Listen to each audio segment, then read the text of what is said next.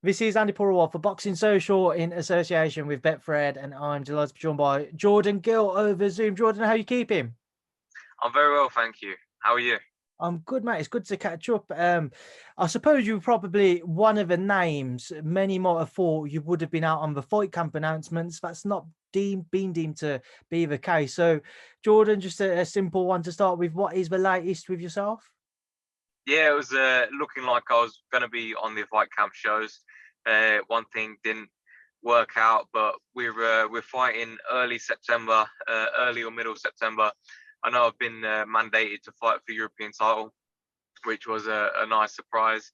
Gavin McDonnell got a draw with Andoni Gago, who's the European champion, and then the EBU nominated me as mandatory position. So, you know, that's all in private negotiations now. So hopefully September time, it's looking like that we fight for the European title. Talking about Andoni Gago first and foremost, Jordan, just how much of him have you watched? I know you'd have seen the Gavin McDonnell fight for as long as it lasted until it had to be stopped. Yeah, I saw a few rounds of him before that fight, and I watched the fight with Gavin. So yeah, I've seen not too much of him, but enough to sort of get a gist of his style and know what his attributes are and know what his weaknesses that I'd like to exploit. With a fight with Andoni obviously going in there for the European title, how key do you think this kind of momentum you've built over since you're bounced back from the Tinoco fight will be heading into it? I think it's very important. Like I said, I've had 3 good fights since that loss, and I'm in a good position. So I've got a good ranking, and obviously I'm mandatory for a reason. So they can see my value in that fight. So I think they'll prepare very well for this fight. They know that I'll bring a lot to the table. So I think it's going to be a great fight. He's got a great ranking with the IBF. I think he's number 6 with the IBF. He's ranked in the WBC, ranked probably in most of the governing bodies. So, you know, this is a great fight for me. And it's one that I'm looking forward to and an opportunity that I'll grab with both hands. And I'm thankful that they nominated me as a mandatory position. So, yeah. Stylistically, how are you expecting it to play out, Jordan, when the pair of you in the ring? I think most people expect me to go backwards and sort of box him because he's an aggressive, he's shorter, come forward fighter.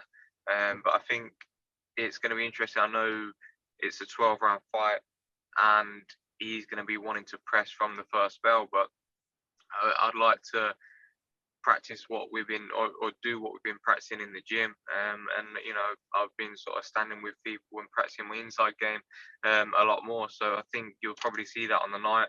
At the end of the day, I've just got to win the rounds and win the fight and make him miss and make him pay.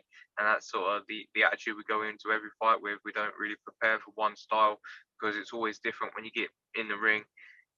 It's hard to prepare for certain fights. So think as long as I'm the best that I can be, I'm going to have to deal with what's in front of me on the night. Jordan, having said that, you know, last time out against Cesar Juarez, he obviously had that come forward aggressive style. So going into somebody like Gago, again, how much to your advantage will it work that you've just prepared for somebody like with a similar style? Yeah, I mean, that's perfect preparation really for that fight. You know, Suarez was a very good fighter. He's fought at a high level. He had fight of the year with Nanita Donaire, and look what Nanita Donaire has done recently. So, you know, he was a very solid fighter. It was a good win, and to take that fight at 2 weeks' notice, I only took that at 2 weeks' notice. I showed the level that I can operate at, and obviously since then, every time you have one of them fights, I feel like you step up a level and you automatically get better. So I'm looking forward to seeing the improvements that I've made from the last fight in this current camp into the next fight. So I think, like you said, it is perfect preparation, but I'm sure Gago will understand what I've done with Suarez, and I'm sure he'll try to implement something different. People have gotten used to seeing your slick, tricky style with the way that you move around the ring, Jordan. You mentioned how you want to try and show a bit more aggression in the pocket when the right opportunities present itself with Gago. Do you think that's key now, just to kind of show the development in your own abilities, the development in your own game?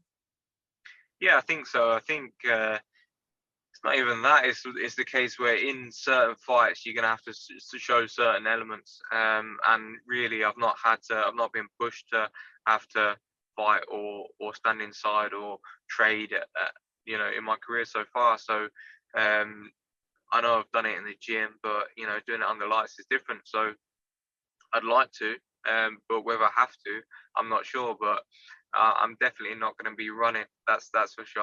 I'll stand in the middle of the ring, and I'll just do what we've been practicing, and that's what I like to do. I like to show what we've been working on in the gym, and my last two fights against Galahad and against Lara, we have.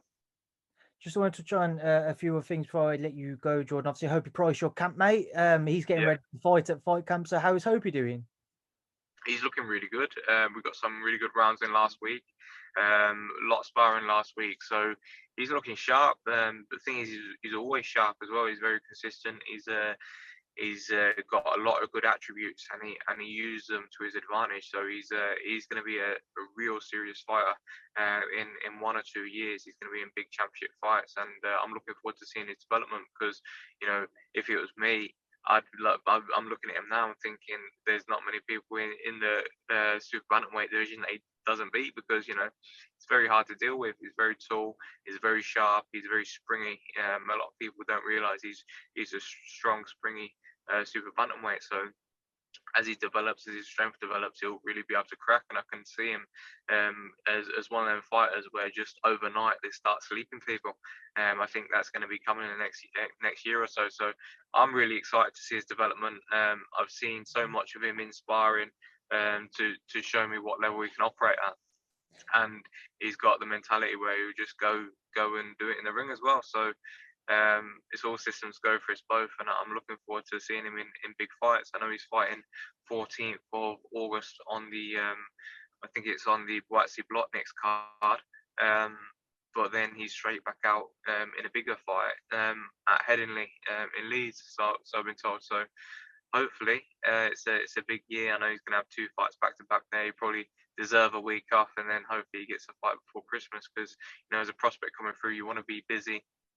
I know he's had 4 or 5 fights now, but he's going to be in title fight soon, because he's been stepping up the levels very quickly.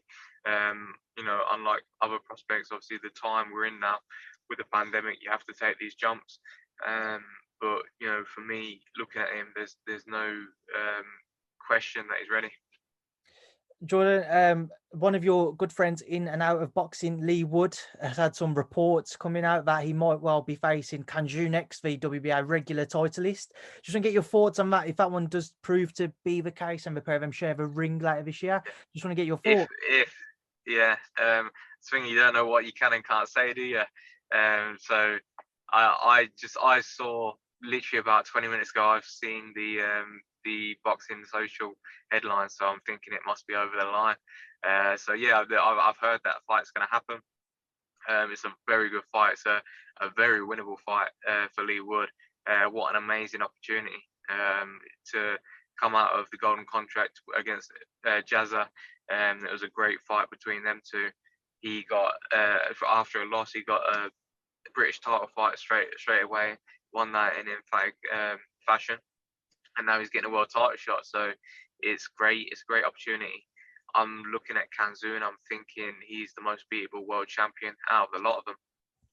And what an opportunity. So it was one of them opportunities you just got to grab with both hands. And I really do believe in Lee. And it's funny because we was at a friend of ours months ago. It was in fact the same weekend that Dillian White boxed Povetkin.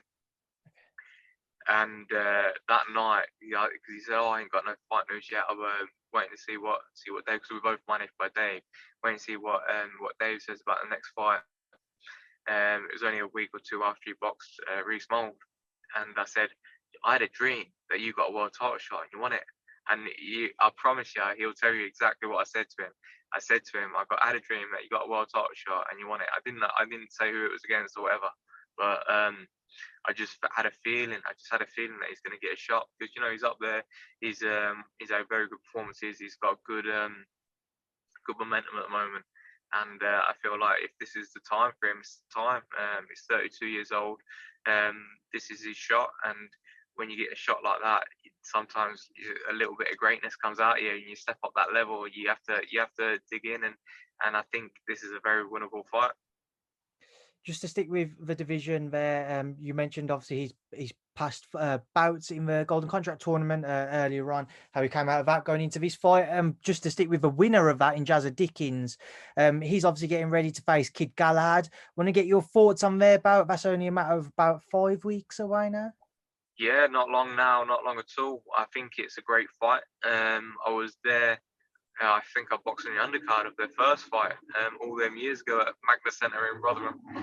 It was an amazing atmosphere. It was probably one of the best atmospheres I've been to for a smaller show for a British title. It was it was a great fight. I feel like it's going to be very cagey. I know Barry's going to try and implement his sort of size and strength because Galahad's strength is very underrated. People don't sort of take it because he's a tricky sort of boxer. He's very good at pressuring fighters. He's very good at using his strength against his opponents. But Jazza is a very good boxer. He's a tricky southpaw. He's got a very good shape. He keeps his head at all times. I think he's got to that point in his career. He's seasoned. He's been beat before. He's been down. He's been hurt. I feel like now he's probably at his most dangerous, where he isn't really phased because he's seen it all before now. He knows he's been beat. He knows he's been dropped. He's got great momentum because he's coming off that win in the Golden Contract. I think if any time he could win a world title, it would be now. Which before I would have leaned heavily towards Kid Galahad, but the more I think about it, the more it's closer to 50-50 than before. So I'd favour Kid Galahad down the stretch. I think maybe his work to the body might be the difference. But as well, there's so many factors that you have to take in consideration with, they're both in their 30s now. They're both probably tight at the weight. And it's whoever gets it right on the night, like any fight really. But it's going to be a good fight, and it's a fight that I'll look forward to watching. And yeah, it's going to be a great fight. And final one, just get your thoughts. I'm waiting for again just kind of an official announcement once it is over the line, but it seems to be we'll go ahead. Josh Warrington, Maurizio Lara 2. Yep. What do you expect this time around, Jordan? I don't really know. It's hard to tell, isn't it? But I was surprised that Warrington's back so quickly after the surgery. I don't know what exactly he had done surgery-wise, but he got beat, had surgery, and he's going straight in with a guy that beat him. So fair play. I think it's sort of the only option he had. Well, obviously he had options, but for me, if he didn't do this, he would have probably got a lot of stick.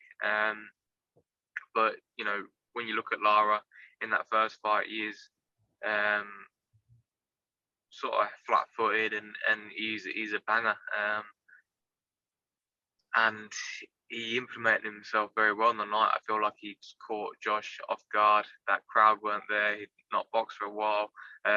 If anything, I feel like Josh maybe thought it was going to be a walkover or an easy night's work. Maybe he underestimated him. And I think anyone with a good boxing ability, good fitness would probably beat Lara, if the world level, if they're good enough. So I think Josh Warrington's definitely good enough. But then at the same time, a lot of the time you see fighters, when they've beat someone once, even if they're not good enough to beat them, they've beat them and they've sort of got their number now. So it's going to be interesting. I don't know. I think Josh Warrington wins. I could even see it being a complete whitewash in Josh Warrington's favour. He might go in and stop him. But at the same time, it could be, take two.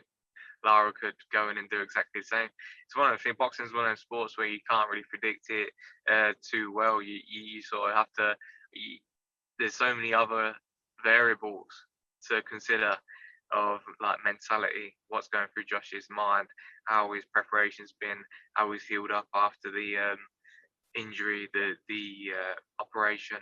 Whether Lara has gone on a bender for months because he's just beat the number one featherweight, whether he's the success has got to his head, or whether it's just made him more hungry, you don't really know. So I don't know. If I was going to pick, I'd say Josh wins that fight.